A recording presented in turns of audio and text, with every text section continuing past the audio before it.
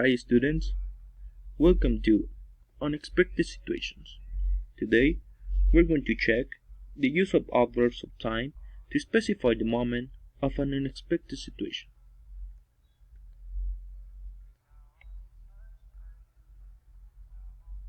We're going to check some of the unexpected situations that could happen.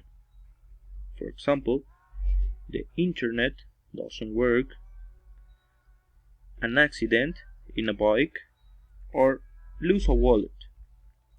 So, today we're going to check how to use adverbs of time in order to specify the moment of the unexpected situation happen.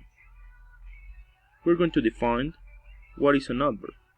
An adverb of time tells us when an action happened, but also for how long and how often. Today, we're going to use this kind of adverbs: yesterday, last year, last night, last week, last month. We're going to check how to use adverbs of time. We can use the adverbs of time and the sentence. As the example says, last week I received a surprise gift. Or we can use the sentence and the adverb of time. For example, I received a surprise gift last week. You can write the adverbs before the sentence and after the sentence. We're going to check an example.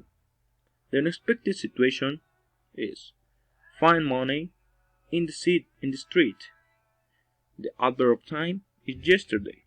The example is yesterday I found money in the street. As you can see, we're using an adverb of time to specify the moment of the unexpected situation. We have another example. The unexpected situation is a dog bites you in a hand. The adverb is last week. The example is a dog bit my hand last week. As you can see, we're using the adverb of time at the end of the sentence. So, it's your time of practice and include the adverbs of time in your sentences. Thank you for your attention.